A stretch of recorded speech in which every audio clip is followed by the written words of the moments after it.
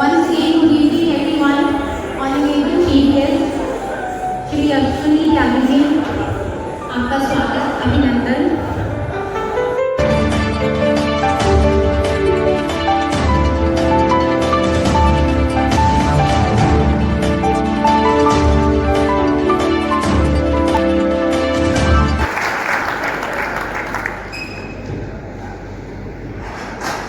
भारत माता की जय। भारत माता की जय। एक राष्ट्र एक चुनाव, वन नेशन वन इलेक्शन, इस विषय को लेकर के नोएडा महानगर में आयोजित प्रमुख सम्मेलन में मंच पर मौजूद भारतीय जनता पार्टी के हमारे बहुत ही यशस्वी अध्यक्ष, पार्टी के वरिष्ठ नेता आदरणीय महेश चौहान जी के एक राष्ट्र एक चुनाव की चर्चा इस देश में प्रारंभ हुई है। ये एक राष्ट्र एक चुनाव ये है क्या, इसका इस देश के जनमानस से क्या संबंध है, देश की राजनीति से क्या संबंध है। मुझे लगता है कि हिंदुस्तान साथियों दुनिया का सबसे बड़ा लोकतंत्र है। साथियों, इस एक राष्ट्र एक चुनाव को लेकर के अनेक विद्वानों के, अनेक संविधान नेताओं के, अनेक मतदाताओं के, अनेक वर्गों के अलग अलग राय हैं, लेकिन इसमें आम नागरिक का, हम सब लोगों का, आम मतदाताओं का क्या लाभ है। मुझे लगता है कि इसकी तरफ हमें जरूर इस बात का अवलोकन करना चाहिए, इसकी तरफ ध्यान देना चाहिए। आपने देखा होगा इस दो देश में लोकतांत्रिक व्यवस्था के नाते अनेक स्तरों पर हमारे चुनाव की व्यवस्था है। हमारे यहाँ लोकसभा की चुनाव की व्यवस्था है। 3 राज्यों के चुनाव कुछ दिन पहले हुए थे और फिर 3 राज्यों के चुनाव। अब ये जो अलग अलग समय पर लोकसभा और विधानसभा के चुनाव होते हैं, इसका आम नागरिकों, देश के मतदाताओं को, इस देश को, हिंदुस्तान को क्या नुकसान है। साथियों, एक साथ चुनाव होने के जो लाभ है, सबसे पहला जो हिंदुस्तान को लाभ एक साथ चुनाव होने का, वो लाभ है पैसे की बचत। अलग अलग चुनाव होने में जो पैसे की बर्बादी होती है,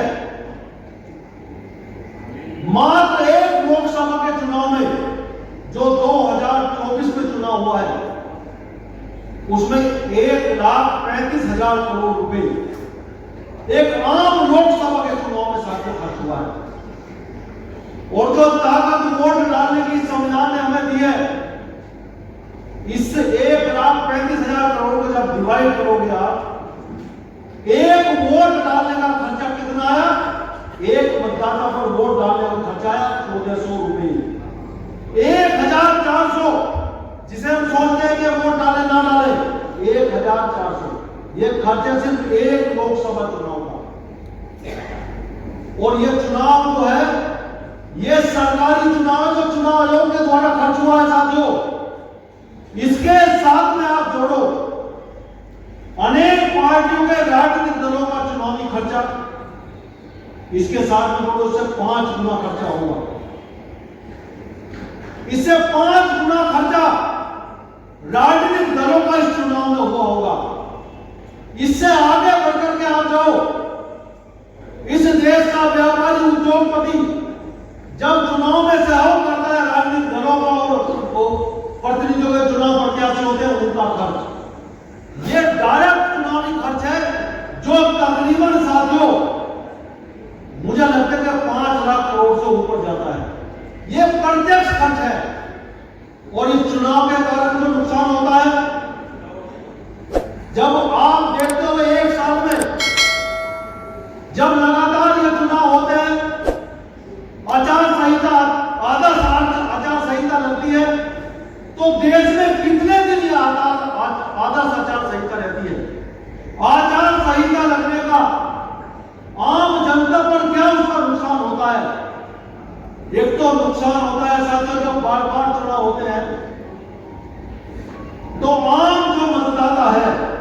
उसमें लोकतंत्र के प्रति निरस्ता आती है। वो सोचता है कि साहब चुनाव तो रोज होते हैं, रोज टीम में भाषण सुनते हैं, नेताओं का रोज डिबेट सुनते हैं। एक तो लोगों में निरस्ता आती है, उनकी जागरूकता चुनाव के प्रति, लोकतंत्र के प्रति नहीं रहती है। और उसका नुकसान क्या होता है? संविधान निर्माताओं ने, जिन लोगों ने इस आजादी के लिए अपने जीवन न्यौछावर कर दिए कि इस देश को आजाद कराना है, और आजाद कराने के बाद इस देश के करोड़पतियों या व्यापारियों, उद्योगपति, सामान्य मजदूर और सबको वोट देने का अधिकार देना है, तो जब चुनाव आते हैं कितने प्रतिशत वोट डलता है? कितने प्रतिशत वोट डलता है? आपके यहाँ तो मुझे लगता है कि 50% से कम वोट डलता है। एवरेज 50-55% पूरे देश का चुनाव होता है। जिस चुनाव के माध्यम से हम अपना भविष्य तय करते हैं, देश के आने वाली पीढ़ियों का भविष्य तय करते हैं, साथियों सबसे पहला बड़ा नुकसान तो ये है बार बार चुनाव होने का। दूसरा जो नुकसान आदर्श आचार संहिता के कारण है, जितने दिन चुनाव की प्रक्रिया होती है उस दौरान सभी विकास के काम ठप हो जाते हैं।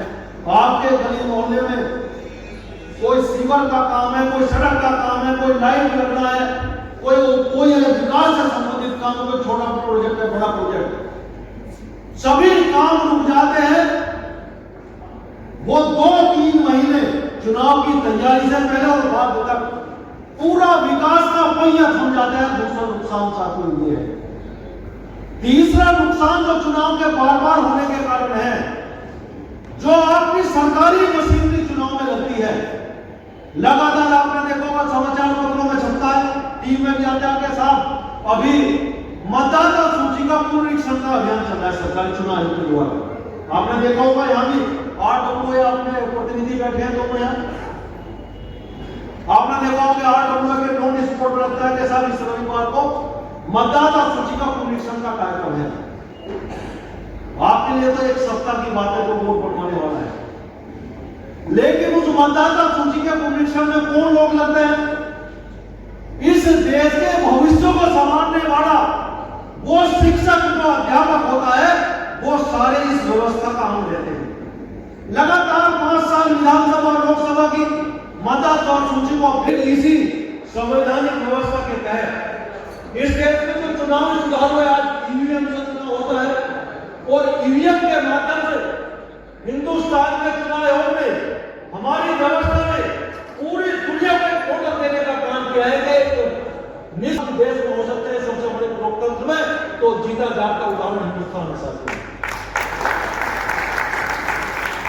उसके बाद उससे आगे बढ़कर के साथियों, हमारी वर्तमान राजनीतिक व्यवस्था ने, हमारी केंद्र की सरकार ने, जब अनेक ऐसे लोगों के ये विमर्श के कार्यक्रम में चर्चा देश में बनी, तो हमारी सरकार ने